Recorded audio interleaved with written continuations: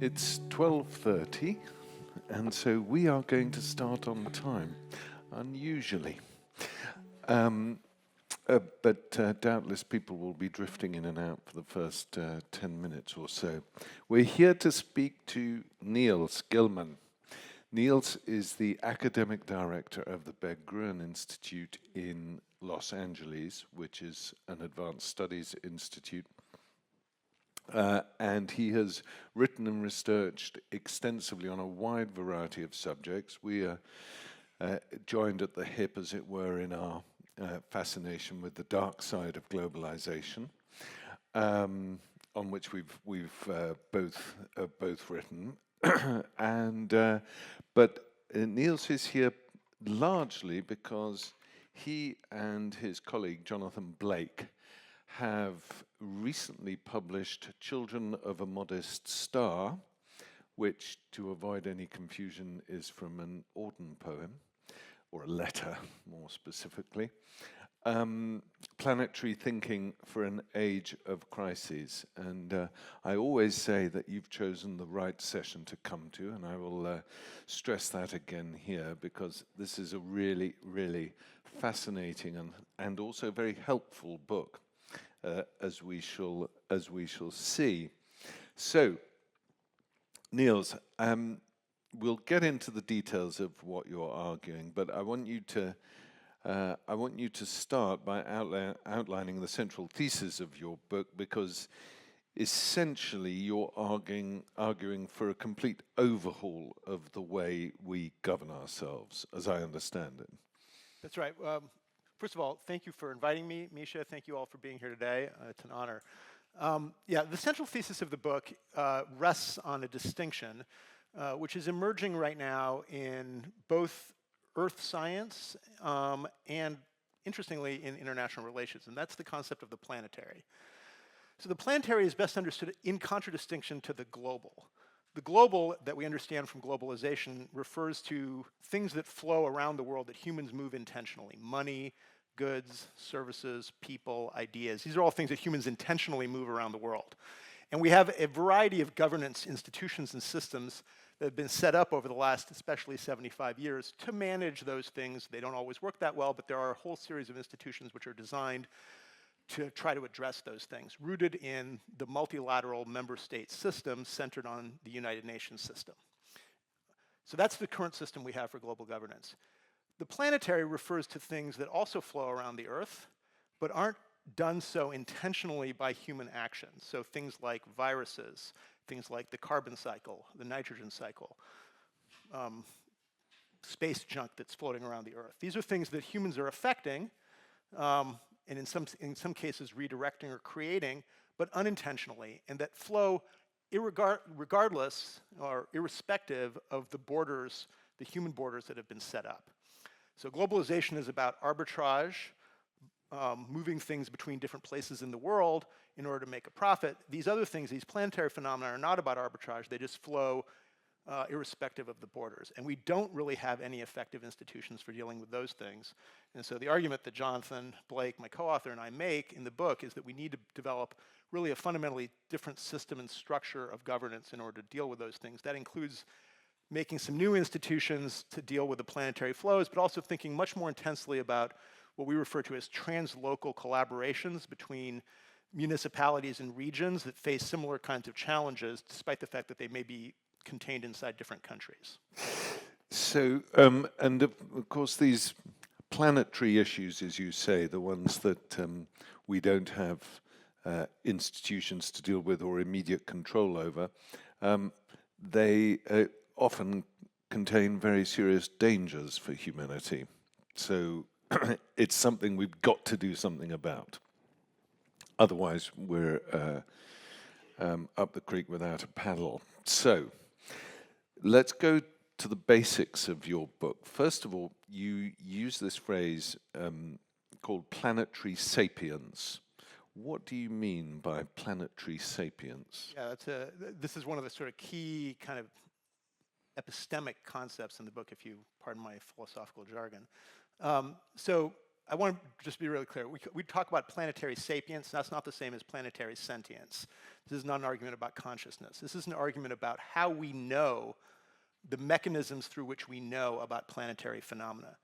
Basically, what's happened over the last, it's been a progressive process, but especially the last 50 years, is we've built a whole system, network of planetary sensors, that some of which are floating in the oceans, or sitting in the forests, or sometimes it's satellites overhead, that are harvesting vast amounts of data about planetary phenomena, planetary scale phenomena, syndromic surveillance in the case of biological entities.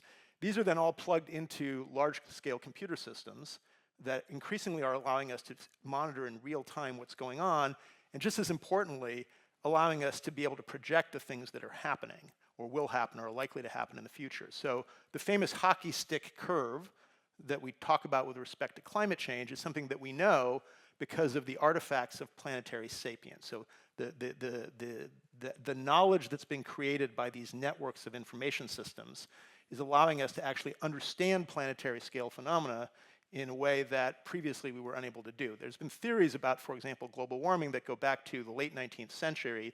Swedish scientist Arrhenius hypothesized that there might be global warming gases and so on, but it was only really in the last 50 years that we've developed the infrastructure that allows us to actually monitor this and project this in a specific way. And there's still, this planetary sapience is still developing, because the results haven't always been entirely accurate. As we've seen in the past 3 or 4 years, climate change is going a little faster than we were predicting. So the more data, the better, I presume. The more data, the better. I mean, one of the things we argue is that one of the missions that each of these planetary institutions that we propose should be built, one of their primary missions should be about enhancing planetary sapience so that we understand better what's actually going on. I mean, with any scientific process, you never know, there's never final knowledge. The virtue of the scientific method is not that you get to the truth, it's that you stay wrong for less long. And so we believe that collecting more data, analyzing it more thoroughly is a big part of what we ought to be doing. So around the world, the word sustainability has become almost, I would say, a cliche. And it's not a word that you find terribly satisfactory as a tool. Instead, you reject that concept in favor of habitability. Can you expand on the difference between sustainability and habitability? Yeah, I'm not sure I go so far as to say we reject sustainability, as we think it's only a partial part of the story. In the same way that globalization is here to stay, we do need institutions to manage global flows of human-centered things, anthropocentric-centered things. We're not saying we don't need those things, we just need some additional stuff. We also think that sustainability is valuable, but we need an additional concept beyond that. So sustainability is, like the concept of the global, focused on the human as the primary central category. And when we talk about sustainability, it's really about sustaining the ability of humans to continue to extract things from the earth.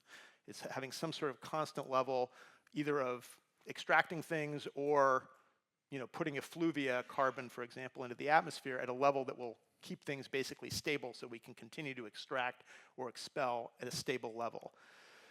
Habitability is a very different concept. It really puts the idea, it decenters the human in a fundamental way and says that what the normative goal should be is about creating a stable system for the multi-species assemblages that exist on the earth to be able to flourish collectively.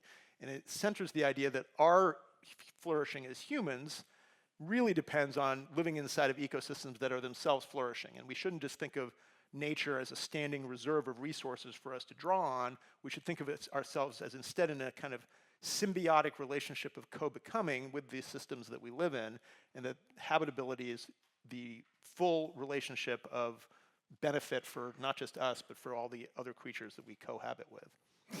So when I read the book, or when I started reading the book, climate change was the obvious one, pandemics the other one, but then you cite a whole other range of planetary issues which we need to deal with. Can you give us a couple of examples for that, and why we have to deal with them collectively as opposed to on a nation-state level, say? Yeah. So so the two model animals that we go back to again and again in the book are pandemics and climate change, and the book was really inspired Jonathan and I started writing at the beginning of 2021. You know, we thought about it over the summer of 2020. There was a few things going on that summer. You can imagine what kind of prompted us to think a book like this might need to be written at this point. But the category of the planetary really, as I say, refers to things that flow around the Earth. I mentioned a couple of them earlier, you know, space junk and biodiversity. But biodiversity is a really good example, and let's just talk about that as a specific example.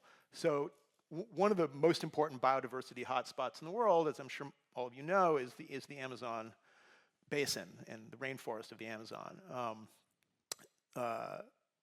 Most of that, I don't know, it depends on exactly how you draw the boundaries, but something like 90% of the Amazon is in the sovereign territory of Brazil. Now, the biodiversity patrimony, bounty that exists in the Amazon belongs to the Earth as a whole. It does not just belong to the arbitrary country that happens to have the borders drawn around it.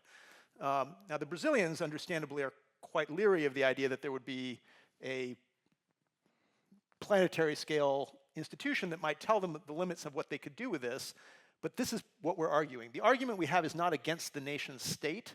We believe that the nation state is here to stay, and we'll get into that, I think, in a few minutes. We will. But we do argue against the absolutist notions of sovereignty and the idea that just because a nation state is sovereign, that means it can do whatever it wants with that. You know, if arbitrarily some Brazilian president decided that they wanted to eradicate the entire Amazon, that would be a crime against the planet, and it wouldn't be something that I think the rest of the planet should stand by and tolerate. Now, nobody in Brazil is promoting that per se, at least explicitly. Well, I was going to say the last president, Jair Bolsonaro, may not have been promoting it actively, but he was certainly promoting it in terms of carving up the Amazon at an unprecedented rate. That's right. So, you know, I mean, obviously, I'm not suggesting that the gunboats be sent in immediately to prevent that sort of thing, but I am suggesting that we might want to establish institutions and norms that would frown upon that kind of behavior. Okay, I also liked your example, but perhaps we'll just mention it, you've mentioned it, of space junk as well, because that is actually now beginning to have an impact on our ability to carry out scientific experiments, for example. Right. So space junk is actually almost the opposite example from the Amazon, right? The Amazon, the issue there is the sovereign rights of individual nation states. The problem in outer space is that there's no sovereignty whatsoever. There's no national. It's a commons that is being polluted willy-nilly and being claimed, by the way, willy-nilly. You know, Elon Musk is sort of grabbing and appropriating for his own private benefit or the benefit of his company. It has, you know, social benefits perhaps too, arguably, the Starlink system. But, you know, the fact that tens of thousands of satellites are going up and claiming this is now occluding the ability to observe things externally. And furthermore, you know, these things decay at a certain rate, and you know, space junk refers to any object that's larger than 1 millimeter. So these are flakes of paint in some cases, right? And you might not think that a flake of paint is that big of a deal, but if it's traveling at 18,000 kilometers an hour and it runs into, say, the solar panels of another satellite, this can severely degrade things. So if satellites break apart, this is something that degrades the entire geostationary orbit zone, and it's presently we have no idea even how we might try to clean that up. And there's no rules governing exactly how that space gets used right now. People just grab the territory up there. Now there's a lot of space out there, so, but still, just a couple of chips of paint can really degrade the quality and the usability of that space. And currently, by the way, NASA and the European Space Agency have currently are tracking, talk about planetary sapience, over 1 trillion distinct objects of that size, right? So it's quite, and they realize, I mean, that's a lot of objects even in a very large amount of space. So, but let's get back to one of the other major ones, the pandemic. What struck you most, as you said, part of this came out of the experience of the pandemic. What struck you most about COVID in comparison, say, with the arrival of the Black Death in Europe in the mid-14th century? Well, of course, the world and the political world was totally radically different in the 14th century, and I'll get back to that in a second. But let me just say, what about the pandemic prompted us to write the book? What about the response to the pandemic prompted us to want to write this book? One of the things that was really striking, many people have commented about this, about what the sort of policy reaction to the pandemic was, is the process that played out. So just to go through the narrative, because I think the actual sequence of things is important to remember. So the first inkling outside of China that this pandemic was coming was actually a Taiwanese doctor who was monitoring a message board in China, who on New Year's Eve 2019 saw that there was all this chatter about some new influenza-like disease that seemed to be breaking out in central China, specifically around Wuhan. And because Taiwan is not a member of the WHO, they have their own monitoring system. They're not a member of the WHO because the Chinese insist that they're not a sovereign country, and therefore they shouldn't participate as a sovereign in nation-based government systems. So that actually meant that Taiwan was outside it. They have a very advanced healthcare system. They've had their own experiences dealing with pandemics. They're very aware of the risks of those things. And so they have their own syndromic surveillance mechanisms. And so it was this Taiwanese doctor who noticed this, who sent up a flare inside Taiwan that something was going on. 4 days later, actually, the Chinese did alert the WHO that something was going on. Some WHO scientists came in. And then 3 weeks later, we got the first case outside of China. And I believe it was the 21st of January that the WHO declared a public health emergency of international concern, a PHEIC, a lovely acronym. And that's actually, what does that do? So when a PHEIC is declared, what that is meant to do is, WHO is not a health provider.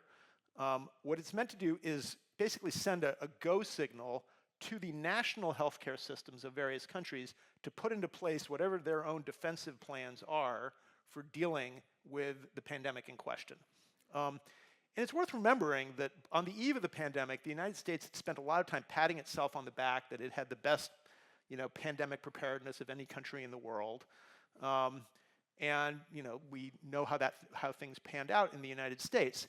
But the immediate reaction of countries as the pandemic began to spread globally, maybe they didn't do this fast enough, and certainly that was the political narrative, is they just started to shut the borders. They said, okay, we're gonna stop, President Trump, who was in charge of the United States, of course, did this in this ridiculous way where he only shut the borders to Asia, didn't bother shutting the borders to the Europeans because of the racism of his policies, even though it's pretty clear now that most of the people who were infected were coming in from Italy, where the outbreak had already really gotten to be very bad, and this was in late February and early March.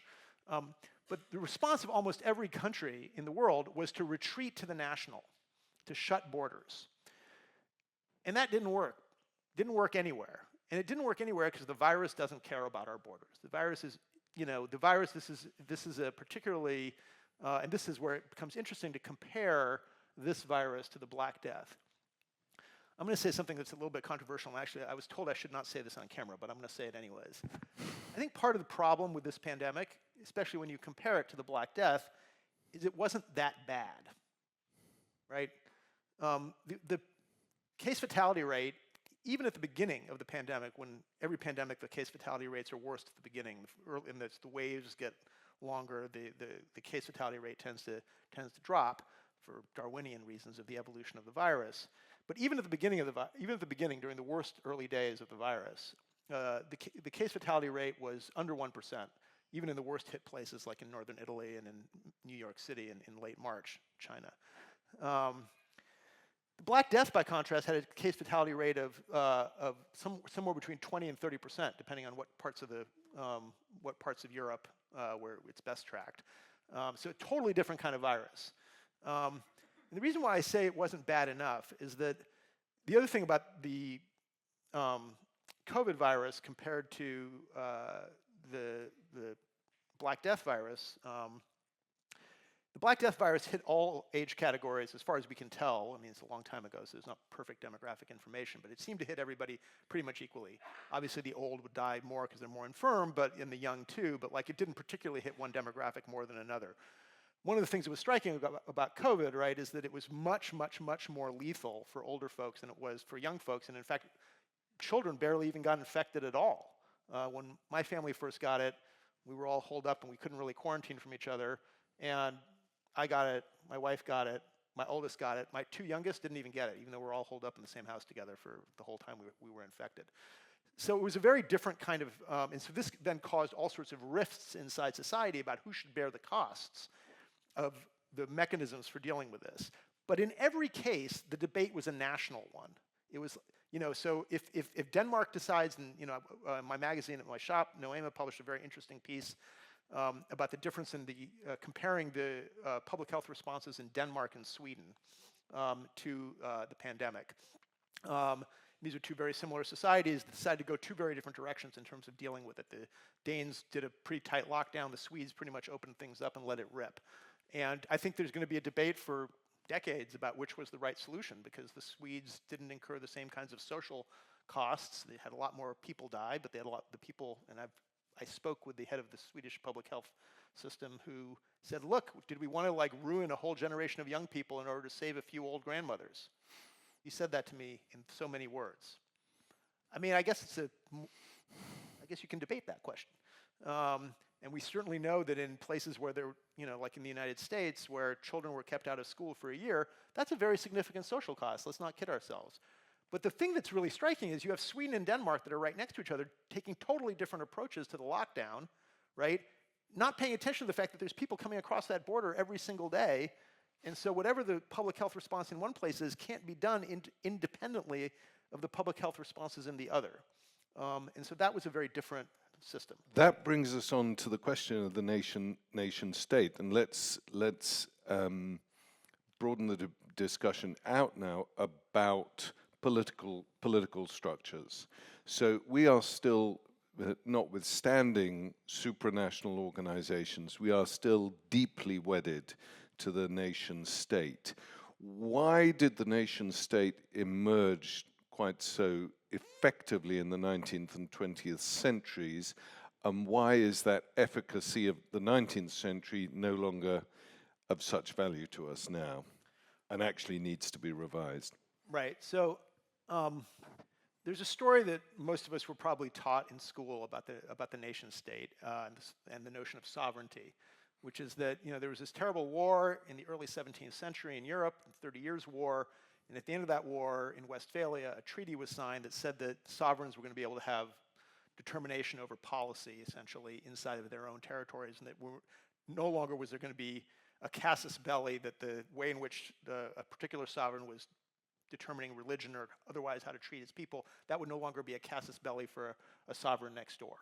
And that supposed moment is where the nation state was born, and we see the emergence of this. But the truth is that the nation state is actually a much more recent phenomenon than the middle of the 17th century.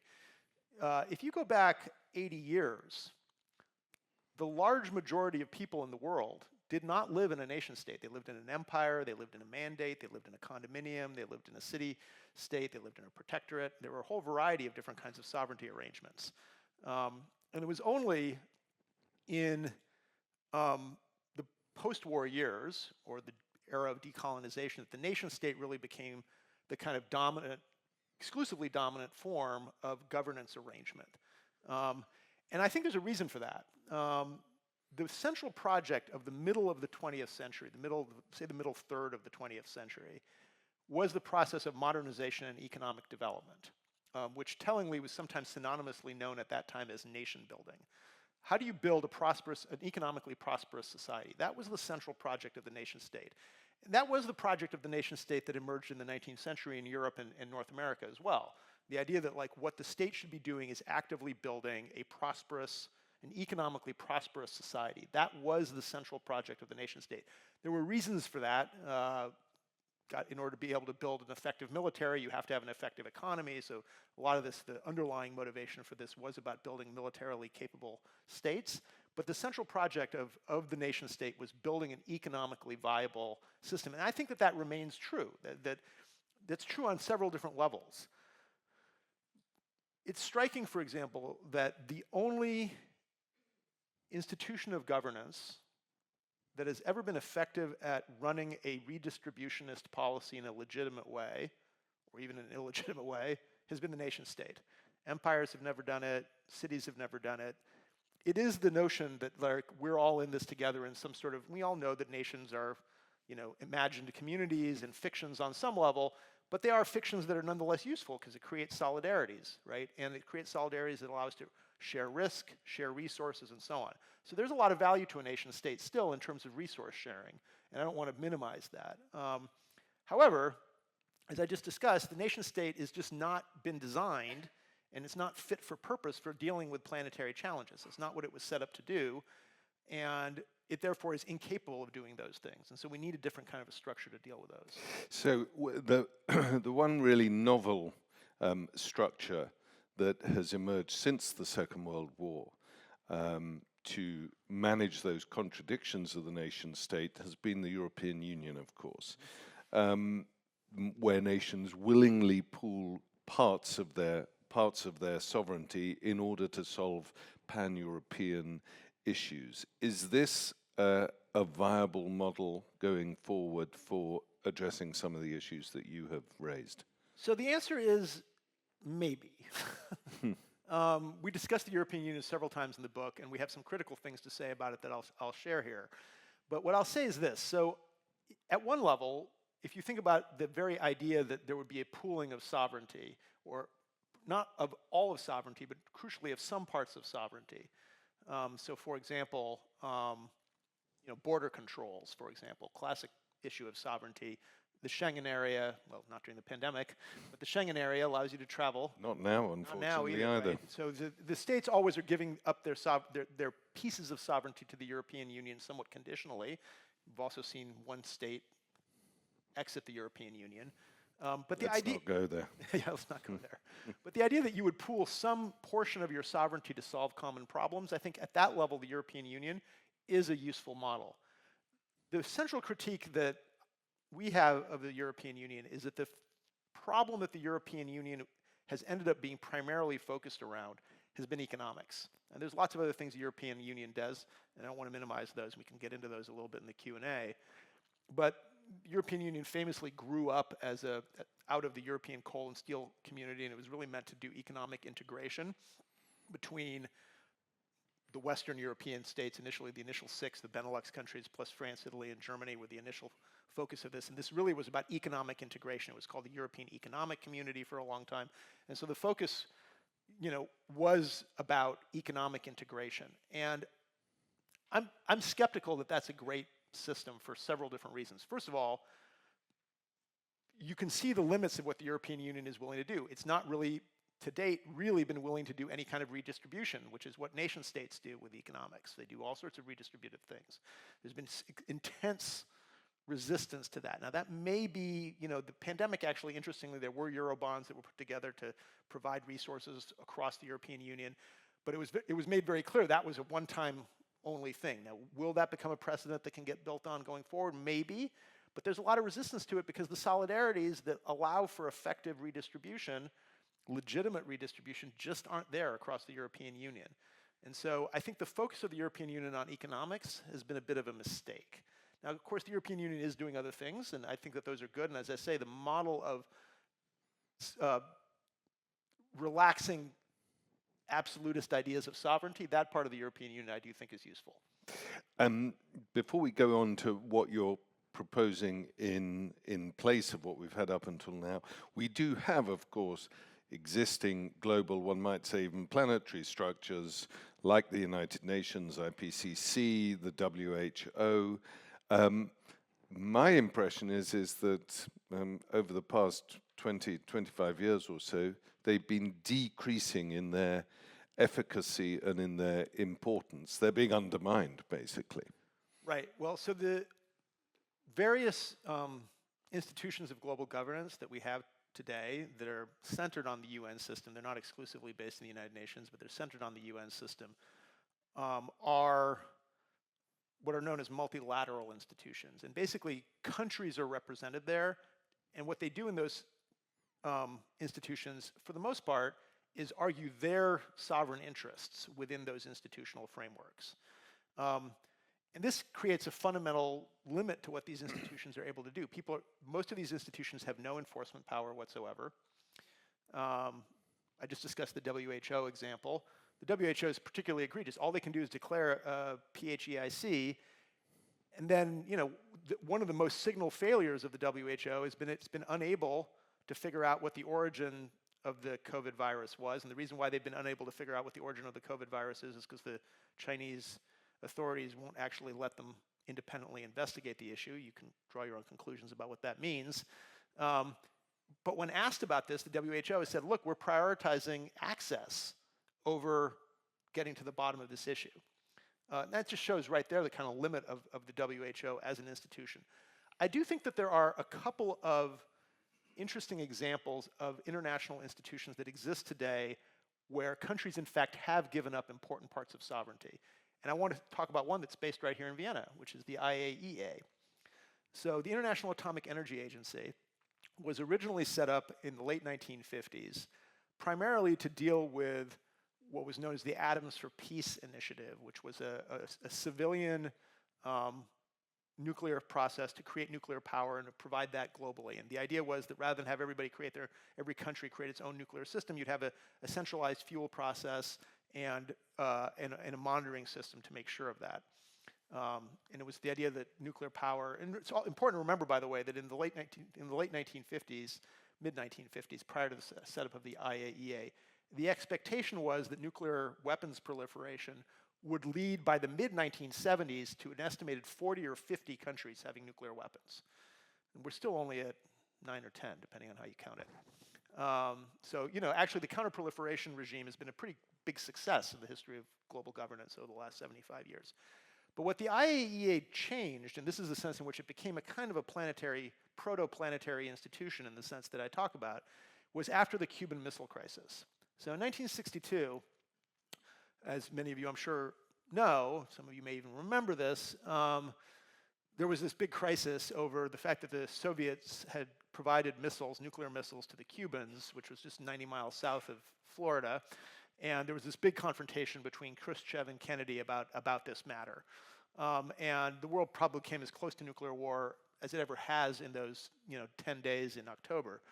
And to make a long story short, it scared the shit out of the Kremlin in DC, and that's putting it politely.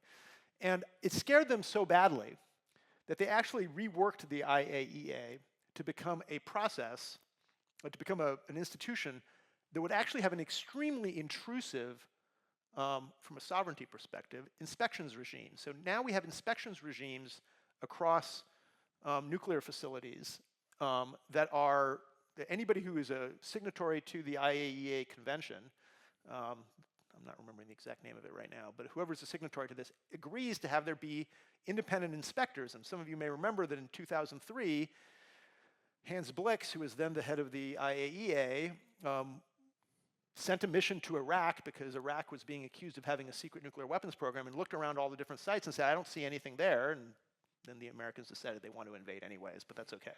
But the point is that Saddam Hussein, who was pretty interested in having his own sovereignty be respected, was willing to let these inspectors in.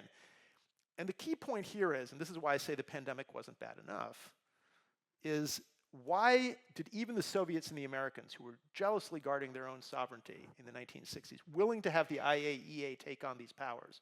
And it was because the prospects of them not doing that were so severe that it risked a planetary scale calamity in the form of a global nuclear war. And so that prospect was something that allowed them to create a political context for them to be willing to give up sovereignty. Similar thing with the European Union, incidentally, right? I mean, it was only in the context of several world wars. And I thought what Ivan said last night was very interesting, right? The Europeans have become so allergic, the most bellicose continent in the world, at least the western half of it, has forgotten even the idea of making war on each other. It's kind of an extraordinary thing. And the reason why they did that was because this continent tore itself apart several times in the first half of the 20th century. And it was in that context that the leaders became willing to give up power. So, your book is extremely dense. I've only got through half my questions at the moment. Compliment? Fairly, it is. No, I mean it's so rich. Sorry, in ideas that I've only got through half my questions. So before we go to the audience in a few minutes, first of all, two things I want you to explain. First of all, what are these planetary authorities? How do you envisage an authority which would be able to intervene on issues of sovereignty. How do you envisage that? And what do you mean by the concept of planetary subsidiarity? Right. First one first, then the second. Right. So maybe I should do them in the opposite order, actually. You choose. So one of the concepts that we talk about in the book is what we call planetary subsidiarity. For those of you who are Europeans, you probably know the term subsidiarity. This is not a term that people in America know very much, but the idea basically of subsidiarity is that in any multi-level governance structure, decision-making should be pushed down to the lowest levels within that structure that are capable of actually addressing the issue. And the idea is that decisions will be made better if they are closer to the people who are affected by the decisions. That's the basic idea of subsidiarity. What we argue with, in the book is that actually the idea of subsidiarity with respect to planetary issues suggests that the nation state is actually too low a level to actually solve planetary issues, and we therefore need a set of higher level institutions that are capable of addressing things like space junk and pandemic risk and climate change and so on, or specifically climate mitigation, not adaptation, which I'll get to in a moment. So we suggest that there should be a series of higher level institutions, but crucially, we don't think there should be a single world government. There was actually in the 1940s, in 1950s, there was a big pro-world federalism movement that a lot of people who you might be surprised to hear were actually quite in favor of. People like Churchill and Einstein and Gandhi and other, variety of other leaders were pretty interested in the idea that we create a world state. I'm very skeptical of that for reasons I'd be happy to get into in the Q&A, but in short, it's a single point of failure and also potentially a single point of tyranny, and so I'm not particularly in favor of a world state. So instead, what we suggest is that we should have some fairly narrowly functionally tailored planetary institutions. So a planetary institution that can set carbon budgets, right? And so I'll just give that as a specific example. What we're imagining is that there be binding emissions requirements, and I'll get to what we mean by binding in a moment, that would then be passed to individual nation states so the decision-making process would get delegated down. The United States, for example, or Austria would be given a particular carbon budget. You're allowed to have this much emissions and you have to decline it at this level. Then how Austria, because obviously carbon emissions is deeply tied up with economics, which as I've said is something that I believe is and should be the domain of the nation state. So then Austria, right, would get to decide how do they want to meet their emissions targets. And that might mean building more nuclear, or if you don't like nuclear, maybe more solar, or we were talking about this last night, maybe it's about microsolar arrays that people have on top of their houses combined with various kinds of newfangled storage systems. There could be a variety of ways. Do you want to electrify your fleet? Do you want to have less airplane travel? There's all sorts of different ways that you could try to get there, and that should be decided at the national level, and maybe the nation state will want to delegate things down further to determine where the solar arrays should be set up or what have you. So that's sort of our idea. So there should be one narrowly tailored institution to deal with carbon emissions. There should be another one for dealing with pandemic risk. The question that we get asked constantly is, well, what's the enforcement mechanism? I want to say two things about that. First of all, there will be defectors. In any system of governance, there's going to be criminals. I mean, Misha and I have spent long amounts of time writing about criminals. The fact that there are criminals is not an argument that there should be no police, right? The fact that some people continue to commit crimes. The fact that some people defect doesn't mean that you can't get actually really good results nonetheless and can make massive incremental improvements on this. So like, even if it might be very hard to enforce carbon emissions limits against, say, Russia only represents, the last I checked, about 5% of global emissions. If we were able to get the rest of the globe to do a massive emissions reduction and it was just the Saudis and the Russians that were doing the defecting from the regime, that would not be great, but it would still be a massive improvement over where we are now. So I do think that there are possibilities, and what are the mechanisms for enforcement? Well, we have all sorts of mechanisms for enforcement right now in the form of sanctions. I don't think we should be sending the gunboats in. I'm not in favor of that, but there are all sorts of mechanisms for withdrawing rights and benefits from participating in the system that exist already today, and those enforcement mechanisms could be applied to this. The second part of your question?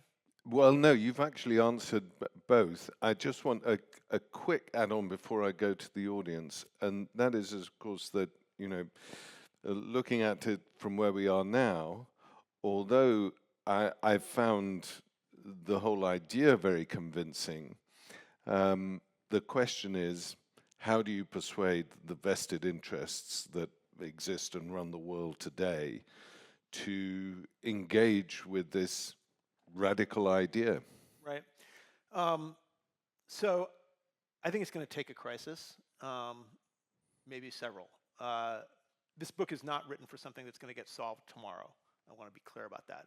I'm going to make a immodest comparison, but the first idea that there should be a global parliament of nations was made by Immanuel Kant. I'm not suggesting that I'm Immanuel Kant, but was made by Immanuel Kant in 1795, okay? In a sketch for perpetual peace, something, a famous piece of his. And this was, as the Napoleonic Wars were, well, proto-Napoleonic, Napoleon hadn't come to power, as the wars of the French Revolution were engulfing the continent of Europe, he writes this piece. It was totally a utopian idea at the moment that he wrote it. It took 150 years until 1945 until we got to the United Nations system that we have today. It took 150 years and 2 or 3, depending on how you want to count it, terrible global wars before nation states began to be willing to do the thing that Immanuel Kant had proposed 150 years earlier. So sometimes it takes a crisis for people to be willing to make big institutional changes. The nature of institutions is that they're stable and they perdure, and so it's hard to make massive institutional changes absent a crisis. So I think crises are what it's going to take, and this is, again, if the pandemic that we just had a case fatality rate of 10% instead of about 0.1%, I think we would be talking very differently globally about how we manage pandemic risk today. It would be a totally different conversation. One of the people who blurbs my book, I'm proud and honored, is Kim Stanley Robinson. Some of you, have any of you read his most recent novel, Ministry for the Future? Mm-hmm. So in the opening, that imagines how do we get to a different kind of climate change regime. And the opening scene of the book, no spoiler here, it's literally the first chapter, imagines, and we barely need to imagine it, an absolutely horrific heat wave across the Indian subcontinent that kills tens of millions of people in a couple of weeks. And at that point, the Indians decide to engage in unilateral solar radiation management. And this freaks out everybody else, and that sort of sets off the plot of the book, and I recommend the book. But again, the only way, and I had a long conversation with him about why he uses this, and he said the only way I could imagine kicking off the book that would allow for me to write a novel that would have this dynamism that seemed at all plausible was a catastrophic event that galvanizes and shocks people out of their complacency. So my answer to that, this is maybe not very satisfactory, is we need to either have a terrible event happen or a close call, like what happened with the Cuban Missile Crisis. We didn't actually have to have a nuclear war there. We had to get close. We had to scare the powers that be enough that they were willing to give up the power that they have. Great, Niels. I'm going to throw it open to the audience now. I'm sure there'll be a fair few questions. Here, you need to take the microphone so it's recorded. Thank you for this very engaging conversation. I've read your previous books, and I know that you have a historical perspective on things. And so I wonder what are your assumptions behind the way you define problems and the way you define solutions. As you know, and we all know, international development was that was conceived in the mid-20th century, that imagined the nation state as a part of solving the problem of eradicating poverty, distributive justice, and or simply surviving as a nation. But then the assumption was that people are going to stay there, that solutions are designed for people who are going to stay in those places, right? So as opposed to migrate somewhere where you have better solutions to nationally defined problems or today planetary defined problems.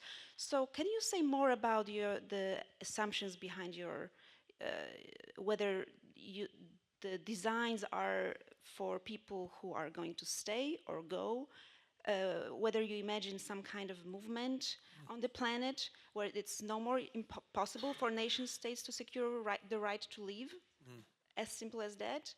So I'm very curious about this, binary between sedentary and, migrating and staying in place for those affected.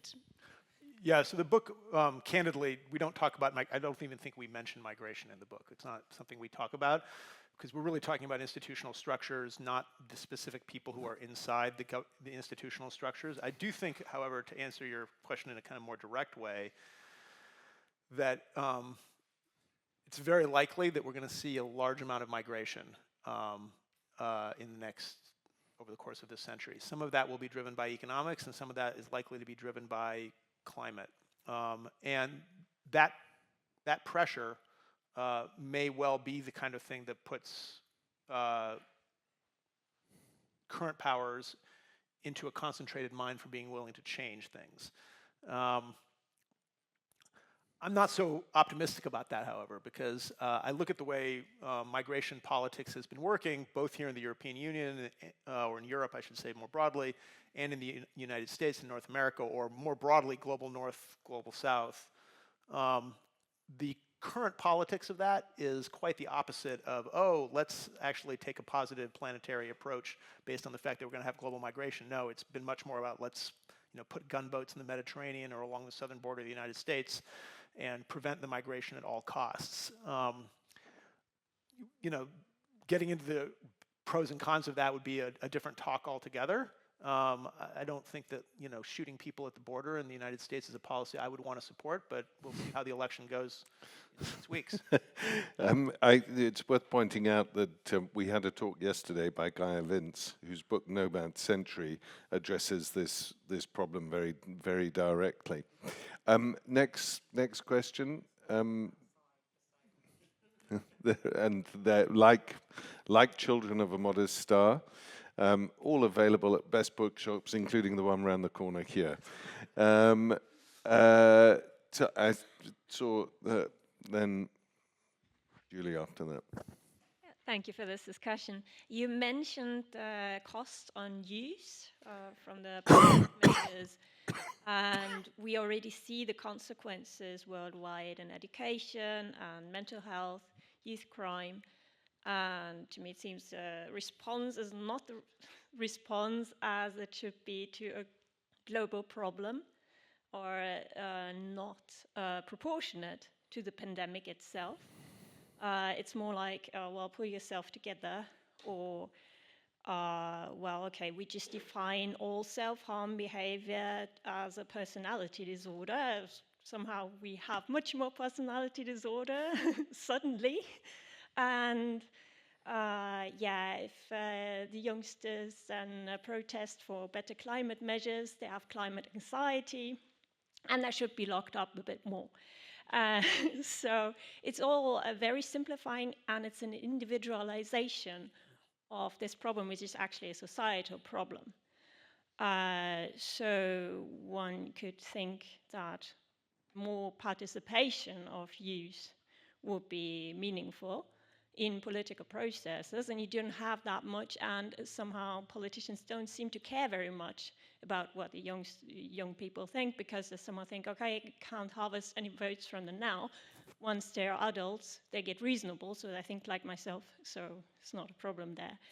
How could these global institutions take in the perspectives of young people, even younger children, without running into some ethical conflicts, such as adults just getting stronger votes by making decisions for them? That's a great question. Let me say a couple of things just generally before I talk specifically about planetary institutions. I think that there has been a real conflation of the idea that democracy is voting, and quadrennial voting specifically. That you just vote, and that if you have free and fair elections, then you have a democracy, and that's all that democracy is. And I think that that's been a pretty bad mistake. One of the things that my institute in Los Angeles spends a lot of time doing, including here in Europe, is promoting various kinds of what we refer to as democracy beyond the ballot box, citizens' assemblies, sortition, and other kinds of participatory mechanisms. And we believe that that's a really important part of re-legitimating institutions that are increasingly lacking legitimacy. That insofar as elections were deemed to be the mechanism through which legitimation was supposed to take place, that's clearly not working anymore. And we need to figure out new ways to provide real input that will make people actually trust the decisions that are being made. So I completely agree, I think, with the underlying premise of what you're suggesting. That includes youth specifically, but also all sorts of other kinds of marginalized groups within a society. So I think I agree entirely with the underlying premise of your question, as I understand it. Specifically with respect to planetary institutions, I think that there's several levels at which this could work.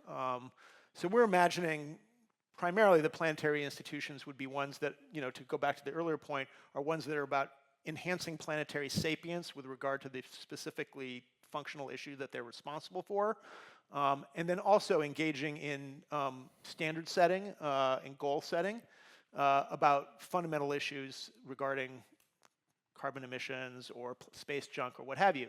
With that said, there's absolutely no reason why part of that process might not include, or should, indeed I would say should include, participatory mechanisms for deciding what is appropriate. So take the carbon example specifically. Decarbonization has a real cost to it, and how fast it should be done and how aggressive the targets should be is not an objective scientific question. It's partly a question about what kind of risks are we willing to take on. And this is where I think your youth point becomes really important. Somebody who's my age has a shorter personal horizon than somebody who's my children's age. And so I may not care as much on average about the long-term consequences of things. I think we can argue about whether young people actually have better long-term planning skills than older people. I'm not sure that's always true either. But based on the children I know. But certainly I do think that children or young people in general should be involved in being given voice in this process. So figuring out what the proper targets are should be a participatory process, absolutely. And we can think of all sorts of citizens' assemblies or deliberative polls that might include people from all sorts of different walks of life. I should say one other thing that we mentioned in the book before, maybe this will head off another question. We also do imagine that there should be checks and balances in any kind of a system. And one of the reasons why a system doesn't spin out of control is because you have some sort of system for checking bad decisions. One thing I always say is, one of the bad things that came up in the United States was the phrase during the pandemic, trust the science, which usually actually was used by people who say, trust the scientists.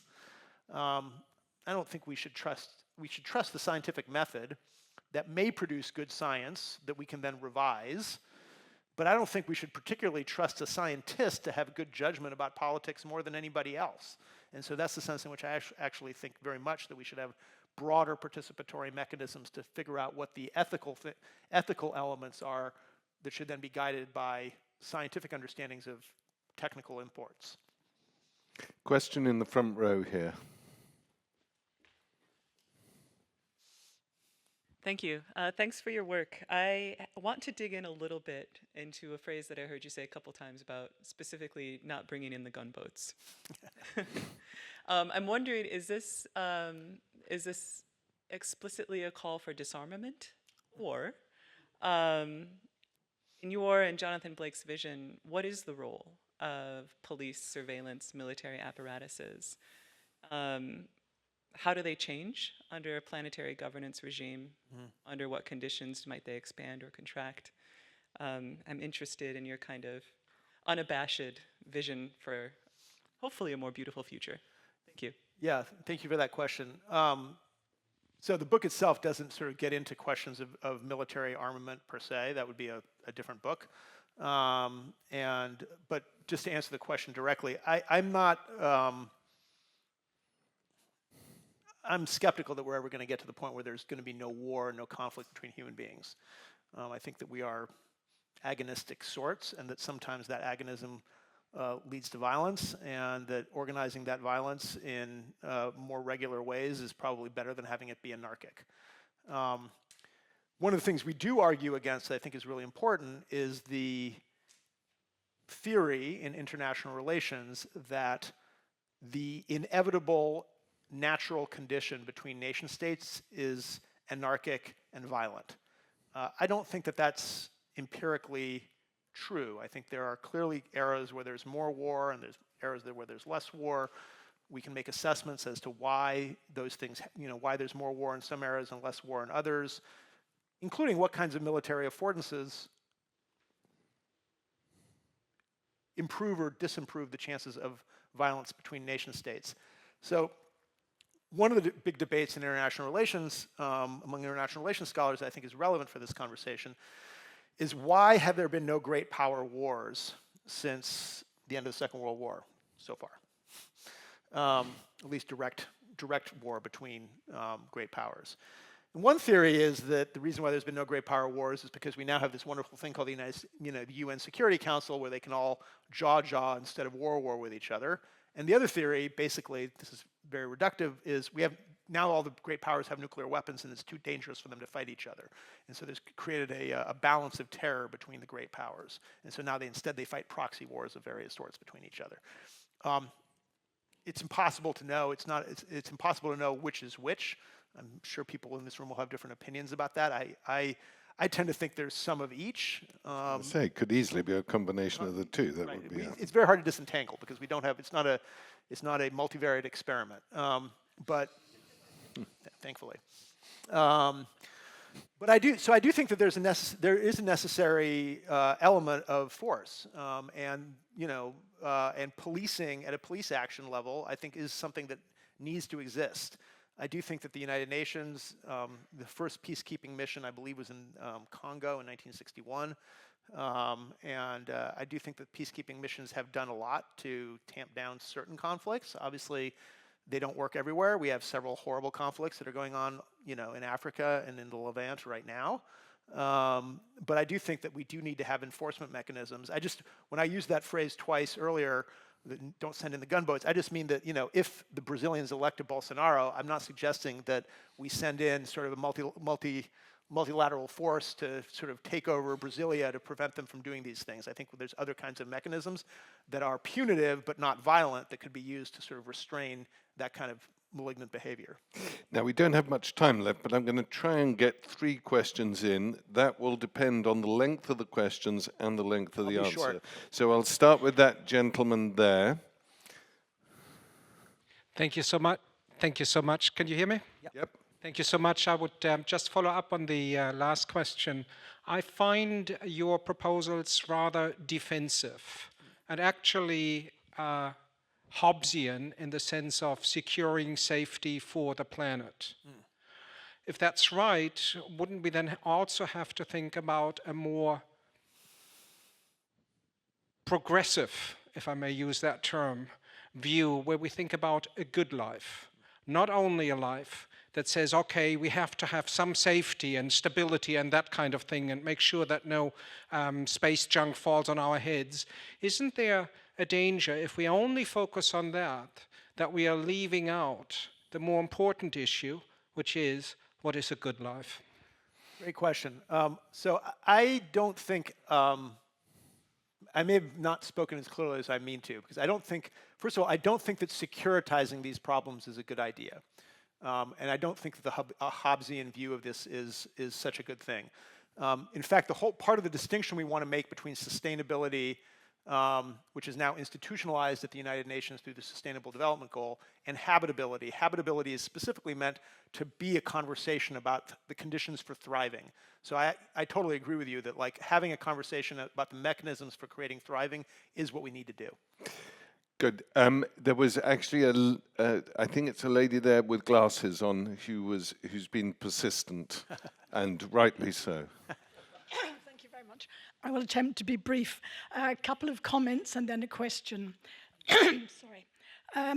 Try and be brief with the comments, really, because we haven't got time for those. Okay. Just very quickly, it's worth mentioning that the Spanish flu killed more people than in the First World War. Okay, let's go to the question, because really I'm going to have to Okay. wind it up. My main question is, you may or may not think it important, in addition to people, animals are also migrating. We now have quite a few bears and wolves in Austria, alongside snakes. Sharks are infesting waters that were normally not infested.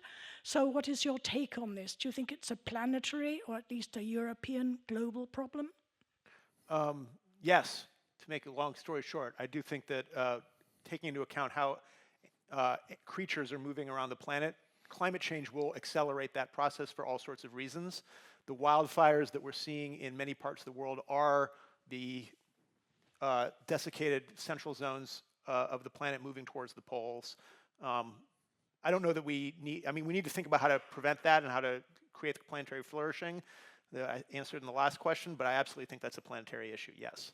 I'm going to get one final question in, because this gentleman over there has been very patient. No, we need you to have the mic so it gets onto the tape. Okay, thanks for your talk. So, what we know from these new terms in natural science is planetary boundaries. And we had overshoot 6 out of 9 planetary boundaries. Don't you think so that just create new power structures at these planetary levels, it will be just adding more like problems into it instead of just thinking about to change the system where we live and how the system is not coping with nature? You know what I mean? Like maybe try to dig more into alternative economic systems and monetary systems, because the problem here is capitalism. And okay, got that. So the planetary, the breaking of planetary boundaries, that is the problem that planetary institutions should be trying to address. And one thing that we actively encourage a debate about in the book is, what are the boundaries between these institutions? Should it be a separate climate? Is biodiversity a separate institutional framework from a carbon abatement institution? Or are they similar, because one of them has to do with biodiversity loss is driven in part by climate change. So I think that there is lots of room for debate, and we encourage that in the closing chapter of the book, to say there's a ton of open questions around this. I don't think, at least I hope not, that by creating a new layer of planetary institutions, we're actually going to be accelerating the process of the breaking of planetary boundaries. Right, okay. Can I tell you, there aren't many copies of this book left. I've seen them go down over the past day and a half. So rush out and get one. But before you do, a rousing round of applause for NILS GILMAN.